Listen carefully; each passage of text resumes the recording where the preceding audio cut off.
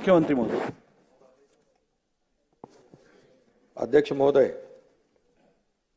महाराष्ट्राचे आराध्य दैवत छत्रपती शिवाजी महाराजांना वंदन. भारतरत्न डॉक्टर बाबासाहेब आंबेडकर यांना वंदन. आणि विधानसभेच्या अध्यक्षपदी ॲडव्होकेट राहुल नार्वेकर यांचं पुन्हा बिनविरोध निवड झाल्याबद्दल मी त्यांचं मनपूर्वक अभिनंदन करतो.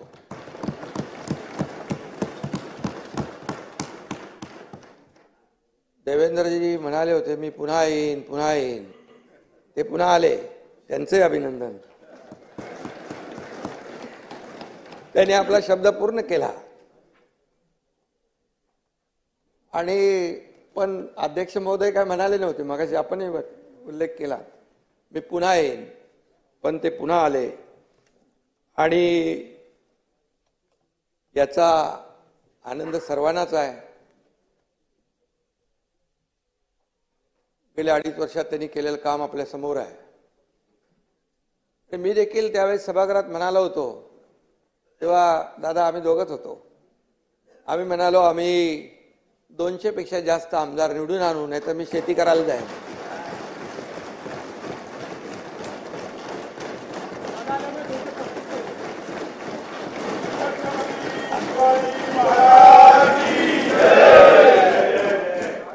आणि तोही शब्द आम्ही पूर्ण केला. आणि त्यानंतर दादा आले, त्यामुळे त्याच्यामध्ये बोनस आलाय. 200 आम्ही 37 झालो. आणि म्हणून खऱ्या अर्थाने शेवटी हे जनता जनार्दनावर असतं. लोकशाहीमध्ये आपण महायुतीला प्रचंड महाराष्ट्रातल्या जनतेने यश दिलं. आणि विकासाचं आणि प्रगतीचं नवं पर्व या ठिकाणी सुरू झालेलं आहे. गेल्या वेळी बघितलं सभागृहामध्ये, जसं विरोधी पक्ष चांगल्या कामाला मला सपोर्ट, जिथे काही सरकार चुकेल तिथे कान धरण्याचा अधिकार, परंतु ते सगळंच काही अस्तित्वहीन होतं. आणि यावेळेस तर विरोधी पक्ष नेत्यापदापर्यंत म्हणजे ती संख्या लागते ना, विरोधी बाकावाची संख्या चिंताजनक आहे. असं व्हायला नको होतं.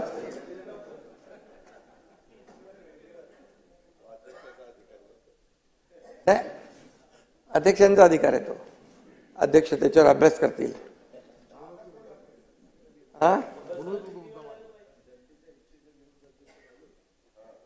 आणि अशाच काळामध्ये विधानसभेच्या अध्यक्षपदाची जबाबदारी आपल्यावर पुन्हा आलेली आहे. मुख्यमंत्री महोदयांनी सांगितलं, राहुलजी अतिशय अत्यंत सक्षम, समतोल आणि समन्यायी भूमिका घेऊन काम करणारे आहेत.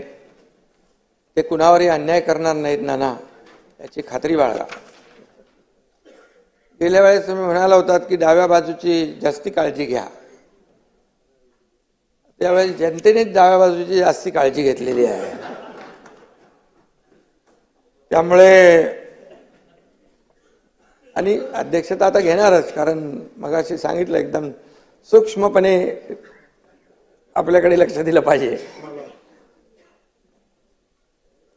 आणि अध्यक्ष महोदय ते करतील. ते कुणावरही अन्याय करण्यात येत नाहीत याची खात्री बाळगा. सर्वात तरुण अध्यक्ष हा विक्रम राहुल नार्वेकरजींनी गेल्या वेळेसच तोडलेला आहे.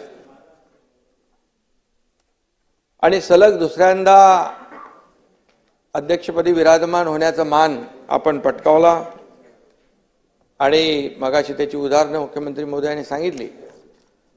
पण बाळासाहेब भारदे यांना तो मान मिळाला होता. आणि राहुल नार्वेकर हे दुसऱ्यांदा अध्यक्ष झाले. हा दैदिप्यमान इतिहास सुवर्ण अक्षरामध्ये लिहिला जाईल. काही गोष्टी बऱ्याचशा गेल्या 2.5 वर्षामधल्या मी देखील यापूर्वी देखील म्हणालो की अनेक निर्णय, अनेक विकासाची कामं, विकासाचं पर्व, वेगवान गतिमान विकास, त्याचबरोबर लोककल्याणकारी योजना, हे कमी वेळामध्ये जास्तीचं काम, जास्तीचे निर्णय, लोकहिताचे, लोकाभिमुख घेण्याचं काम आम्ही केलं. हे देखील ऐतिहासिक आहे. अध्यक्ष महोदय, गेल्या वेळेस आपल्या समोर कोणीतरी उमेदवार उभा होता अध्यक्षपदासाठी. कोण होतं? राजन साळवी होते.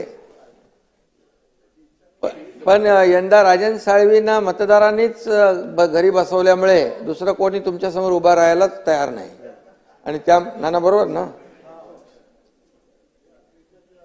आणि त्यामुळे म्हणून मी आपले नाना पटोलेंचा आभार मानतो, कारण आपण अध्यक्षपद नार्वेकरांसाठी रिक्त केलं आणि तिथून गाडी सुरू झाली. पण ती गाडी अशीच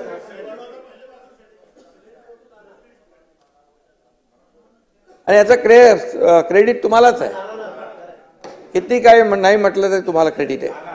आणि खरं मानणारे आम्ही लोक आहोत. बाळासाहेबांची शिकवण आहे आणि त्यामुळे नाना आमचे खरे मित्र आहेत. मीडियासमोर काय बोलत असतील ते ठीक आहे, ते जाऊ द्या. पण नाना म्हणत असले तरी त्यांचं आमचं प्रेम आहे. अरे सुरुवात कुठून झाली ते सांगायला नको. सुरुवात नाना करते प्यार तुम्ही से कर बैठे, नाना करते प्यार तुम्ही से कर बैठे. आणि त्यामुळे सुरुवात कुठून झाली, आम्ही कसं आहे, मूळ विसरत नाही. मूळ विसरला की तो त्यामुळे. आणि मगाशी कोणीतरी सांगितलं, राहुलजी साताऱ्याचे जावई आहेत. सातारा माझा जिल्हा आहे आणि माझी जन्मभूमी आहे, त्यामुळे मला जिव्हाळा आहे त्या साताऱ्याबद्दल. 2022 मध्ये राहुलजी अध्यक्ष म्हणून आपण काम केलं आणि त्यावेळेस तो कसोटीचा काळ होता. सुप्रीम कोर्टाने आपल्यावर महत्वाची जबाबदारी टाकली होती आणि मगाशी म्हटल्याप्रमाणे अगदी टॉपचे वकील इकडे यायचे, काय या सर्व कायद्याचा किस काढायचे. आणि अशा परिस्थितीमध्ये याही वेळेत आपण अत्यंत सखोल अभ्यास करून सचोटीने आणि शांतपणे निर्णय दिला. किती दबाव आणला तरी सुद्धा आपण तोल ढळून न दिला, संयम आपण ठेवला आणि न्यायाचा काटा चुकीच्या बाजूला झुकत नाही हे दाखवून दिलं.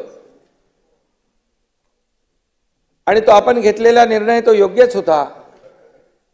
कारण आता झालेल्या निवडणुकांमध्ये देखील जनतेने तोच न्याय दिला, आपण दिलेल्या न्यायाला अनुसरून.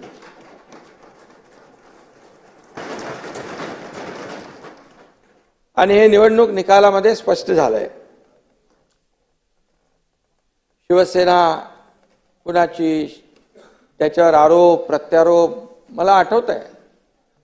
2.5 वर्ष एकही दिवस असा नव्हता की सातत्याने पायरीवर बसून आरोपाच्या फैरी झडायच्या, कामकाजामध्ये सहभाग नाही आणि फक्त आरोप आणि आरोप,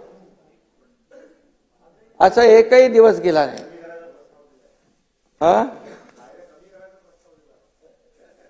आणि म्हणून खऱ्या अर्थाने राहुलजींच्या आम्ही त्याला काही लक्ष दिलं नाही. नाना आम्ही काम करत राहिलो. मी नेहमी सांगायचो आम्ही काम करणारे लोक आहोत. आम्ही अगोदर दोघं होतो, नंतर अजितदादा आले. तिन्ही शिफ्टमध्ये 24/7 काम चालू झालं आणि काम एवढं वेगाने झालं आणि एवढे निर्णय गतिमान झाले की या निवडणुकीमध्ये जनतेने नेहमी आम्ही सांगायचो या निवडणुकीत जनता कामाची पोचपावती देईल. मग त्या लाडक्या बहिणी असतील, लाडके भाऊ असतील, लाडके शेतकरी असतील, सर्व घटक या प्रत्येक घटकाला न्याय देण्याचं काम अध्यक्ष महोदय आम्ही केलं.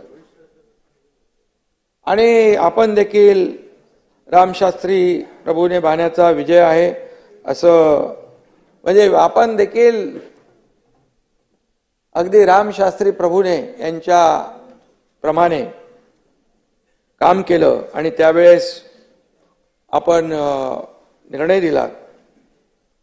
आणि काही लोकांनी तर वकील तर आले पण काही लोकांनी एवढे आरोप केले आपल्यावर. काही त्यातले प्रवक्ते होते, काही विश्व प्रवक्ते होते, काही कुठले कुठले होते, काही भोंगे होते, सगळ्यांनीच आरोप केले. आणि तरी सुद्धा आपण संयम ठेवला, आपण कोणाला घाबरला नाहीत. म्हणून मी एकच सांगतो, कर नाही त्याला डर, त्याला नाही डर, कर नाही त्याला नाही डर, उसका नाम राहुल नार्वेकर.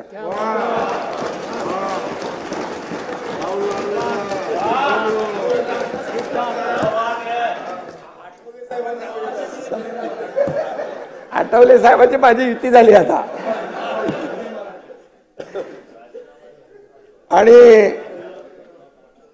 खरं म्हणजे जयंतराव आहेत तर आता मजा आहे. काय जयंतराव बघा, बाळासाहेब थोरात, पृथ्वीराज बाबा गेले नाही दिसत. सभागृहाच्या बाहेर नाना वाचले 208. नाही खरं म्हणजे बघा,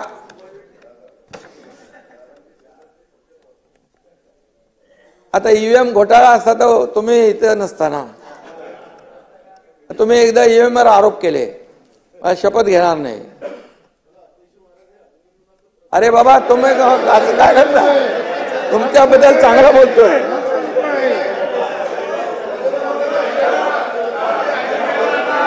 अभिनंदन.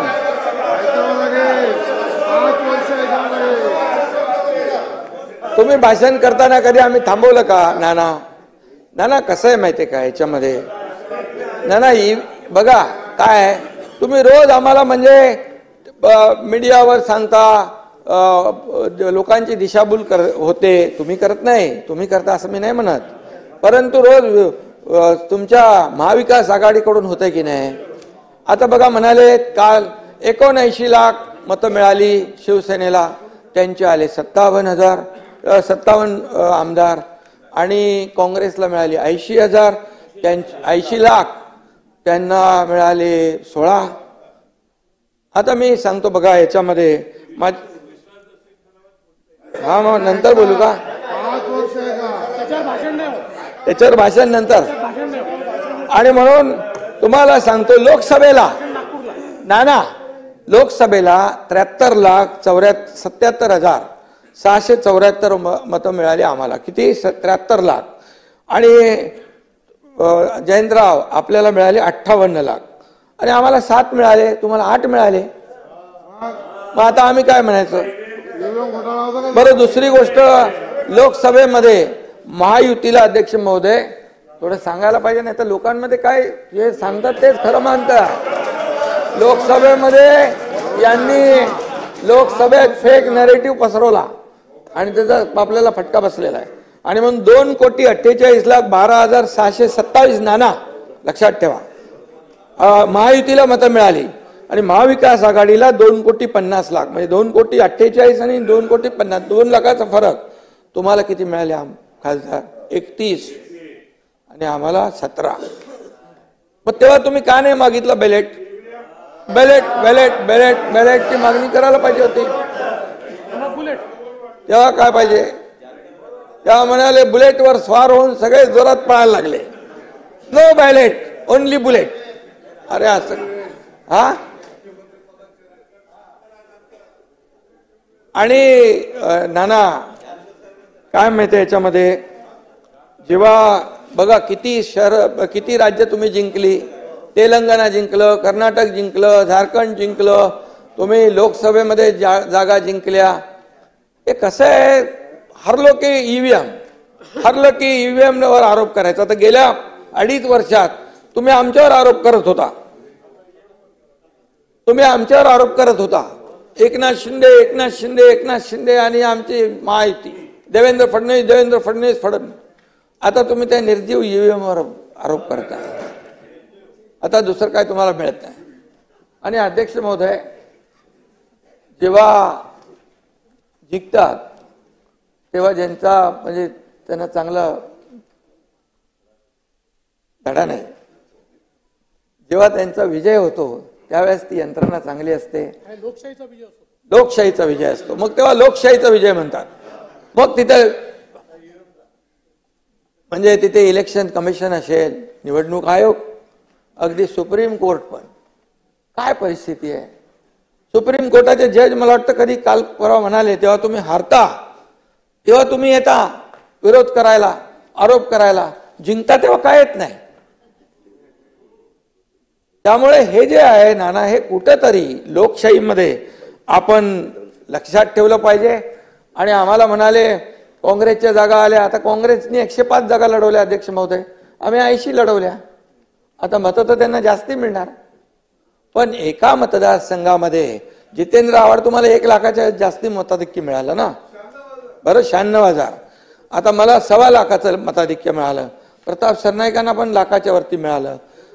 आता बघा, ह्या प्रत्येक विधानसभेच्या मतदारसंघामध्ये वेगवेगळं मार्जिन आहे. कोण 1000 मतांनी निवडून येतो, कोण 1 लाखांनी येतो निवडून. तुम्ही याचं कसं 208नी येतो, 208नी येतो, 208.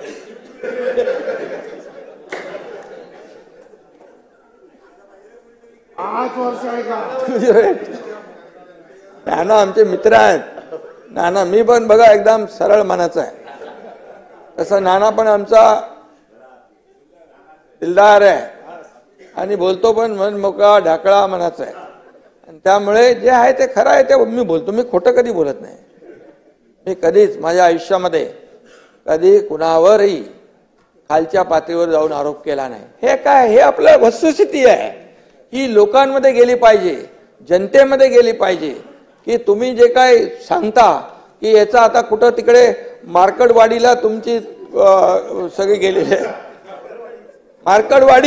मार्कडवाडी आता मला कोणीतरी सांगितलं, मार्कडवाडीतले बाहेरचे लोक कोणी येऊ नका, मार्कडवाडीवाल्यांनी सांगितलं, आम्ही आमचं बघतो असं तिकडे कोणीतरी आता तिथले गावकऱ्यांनी सांगितलंय. तर मार्कडवाडीत जाऊ नका, आता उगाच तिकडे ते कार्यक्रम होईल. आणि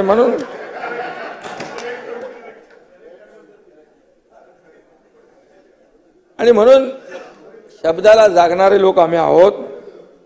आता अध्यक्ष महोदय, राजकीय पक्षांच्या सोबत आपल्याला अनेक लोकांच्या सोबत काम करायचा अनुभव आहे. डबल ग्रॅज्युएट असलेले राहुलजी आपल्या पक्षात असावेत म्हणून सगळ्यांना वाटतं आणि कुठल्याही पक्षाला वाटणार आणि ते सगळ्याच पक्षांना हवे वाटतात. पण आता पक्षीय राजकारण मागे टाकून न्यायसनावर आपण पोचलेला आहात. ही मानाची खुर्ची आहे. आणि तुमच्या विद्वत्तेमुळे आणि निष्पृह वागण्यामुळे मला तेव्हा केस चालली होती तेव्हा टेन्शन यायचं, काय होणार. पण आपण मेरिटमध्येच होतो. लोकशाहीमध्ये बहुमताला महत्व असतं. मी नेहमी सांगायचो मेरिटवर निकाल लागेल आणि आम्हाला त्याचं भय नाही. आणि म्हणून लोकशाहीमध्ये मेरिटवर आपण निकाल दिला. सुप्रीम कोर्टाने आपल्यावर जबाबदारी दिल्यानंतर आणि आपण खऱ्या अर्थाने तो निकाल दिला. मगाशी मी म्हटलो त्याच्याबद्दल. तो निकाल जनतेच्या मनातला निकाल होता आणि जनतेच्या दरबारात आम्ही गेलो, तिकडे देखील आम्हाला न्याय मिळाला. आता काही लोक म्हणतात काय दिशा आहे का, हेतू आहे का. आता जनतेने दशा दुर्दशा केल्यानंतर आता दिशा पाहून काय फायदा. जनतेने दशा दुर्दशा केली, आता दिशा पाहून काय फायदा. ही वेळ तुम्हाला नाही नाना, तुम्हाला नाही, जे काही तुमच्यातले मित्रपक्ष आहेत. आता मला वाटतं काही लोकांनी बहिष्कार टाकलेला दिसतो इकडे. हे कोण नाही दिसत ना इकडे. आणि खरं म्हणजे अध्यक्ष पदाचा एक गरिमा आहे. एक अध्यक्षपद हे सार्व म्हणजे सगळ्यात आपल्या या सभागृहाला एक आदर्श असं हे अध्यक्षपद आहे. आणि अशा वेळेस हा ठीक आहे, जनतेने तर सगळ्यांनीच या आपल्या आजच्या नियुक्तीचं स्वागत केलं पाहिजे. आणि खऱ्या अर्थाने लोकभावनेची कदर केली पाहिजे. आणि म्हणून लोकभावनेची दिशा लोकांना वेळेच कळली असती, वारं कळलं असतं तर त्यांची ही दशा झाली नसती, असंही मी या ठिकाणी सांगू इच्छितो. गेल्या आपल्याला देखील राजकीय वारसा लाभलाय, त्याला अधिक आपण संपन्न केलं. त्यांच्या अनुभवाचा आणि मार्गदर्शनाचा देखील सरकारला लाभ झालेला आहे. या राज्याला मोठा फायदा आता होईल. 2.5 वर्ष नक्कीच आपल्या कामकाजाचं कौतुक करावं तेवढं थोडं आहे. आणि म्हणून आपण सत्ताधारी आणि विरोधी पक्ष दोघांनाही समान न्याय व तत्वाने वागणूक दिली, त्याबद्दल देखील आपल्याला मी मनापासून अभिनंदन करतो आपलं. नाना, यापुढे देखील आपल्याला देखील समान न्याय समान वागणूक आमचे अध्यक्ष महोदय देतील असा विश्वास बाळगा आपण. खरं म्हणजे महाराष्ट्र हे न्यायाचं राज्य आहे, शिवछत्रपतींची भूमी आहे. ही रामशास्त्री प्रभूंनी यांची कर्मभूमी आणि जन्मभूमी आहे. ही छत्रपती शाहू महात्मा ज्योतिबा फुले यांची भूमी आहे. परमपूज्य महामानव डॉक्टर बाबासाहेब आंबेडकरांची भूमी आहे.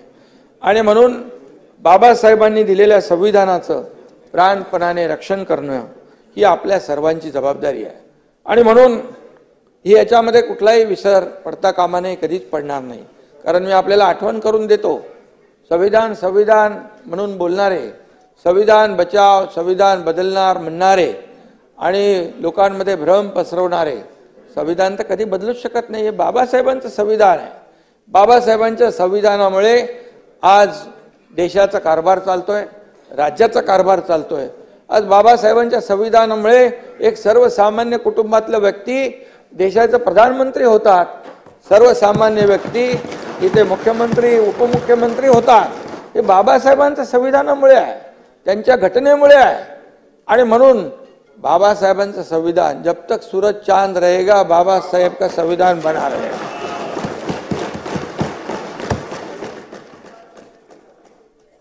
आणि म्हणून खरं म्हणजे बाबासाहेबांचं संविधान आठवण कोणी केली, कोणी ठेवली? 50-60 वर्षात कधी ठेवली आठवण?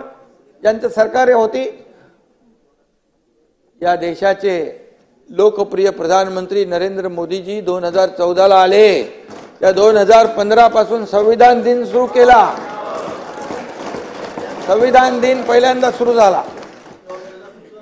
मग संविधान बचाव, अरे बाबा, काँग्रेसवाल्यांनी बाबासाहेबांना दोनदा पराभूत केलं, दोनदा.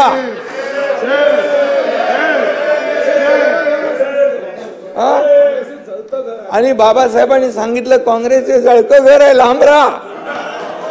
आता तुम्ही विचार करा बाबासाहेबांचं म्हणण्याचं. आणि म्हणून मी एवढंच सांगतो, आता आपण तालुका निहाय, किरण जिजूजी त्या दिवशी भेटले होते मला, ते म्हणाले जिल्हा निहाय तालुका निहाय संविधान मंदिर आपण बांधतोय, बाबासाहेबांचा सन्मान करतोय. आणि बाबासाहेबांनी ज्या दलित शोषित पीडित जे अन्यायग्रस्त आहेत त्यांना समाजाच्या मुख्य प्रवाहामध्ये आणण्याचं काम केलं. आणि म्हणून हे राज्य बाबासाहेबांच्या संविधानावर चालणारं राज्य आहे. आणि म्हणून आपण आता हे लोकसभेत ते चाललंय, पण विधानसभेत आपण प्रयत्न केला. ते काय कुठले ते लाल कलरचे संविधान आणलं होतं, त्याच्या आतमध्ये कोरी पानं होती. ते आता मी त्याच्यामध्ये जात नाही मी. आणि त्यामुळे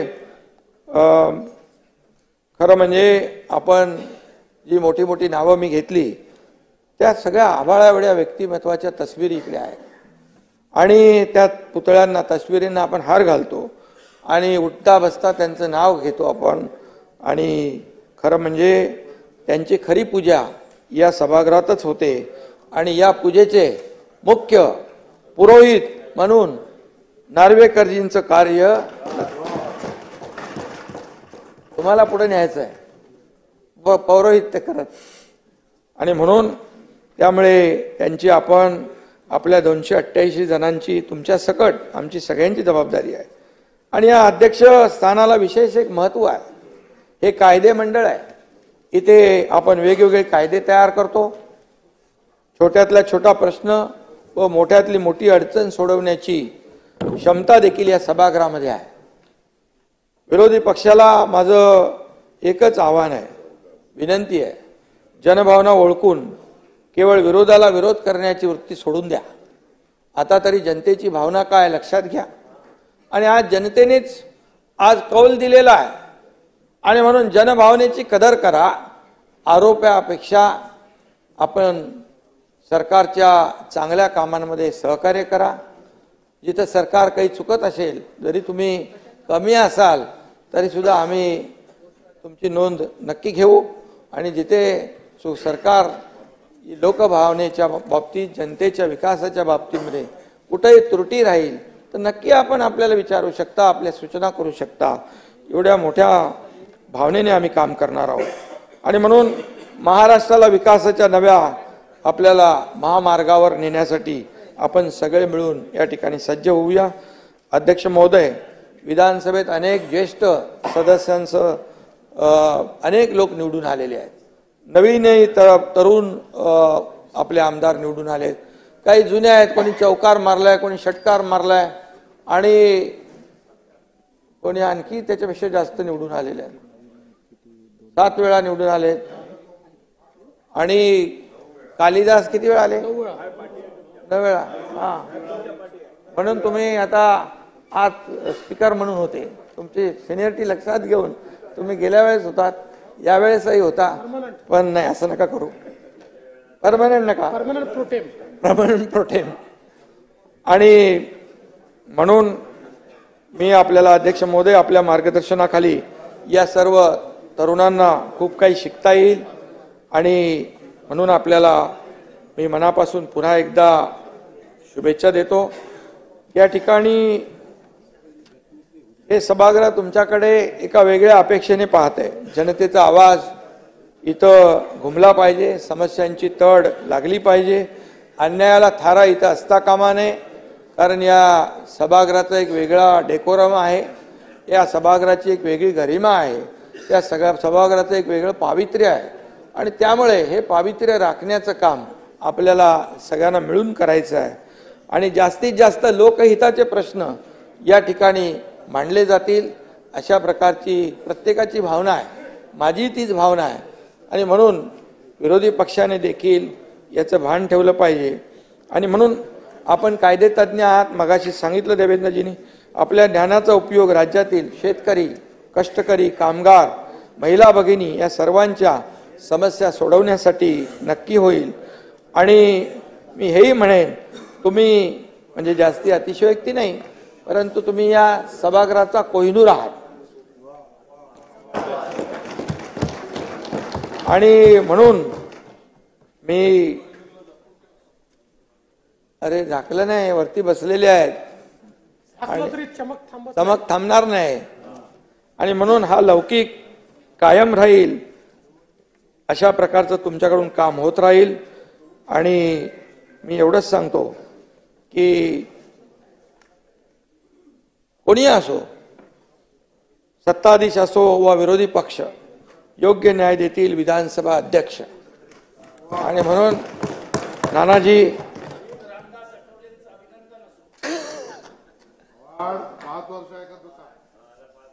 तुमचं पण ऐकू, आम्ही तुमचं पण ऐकू आणि तुम्हाला ऐकण्याची सवय ठेवा.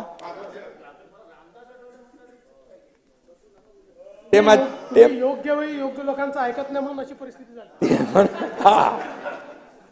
अशी परिस्थिती झाली. म्हणून मी पुन्हा एकदा विधानसभा अध्यक्षांचं मनापासून अभिनंदन करतो, मनापासून आपल्याला पुढच्या वाटचालीस शुभेच्छा देतो आणि थांबतो. धन्यवाद. जय हिंद, जय महाराष्ट्र.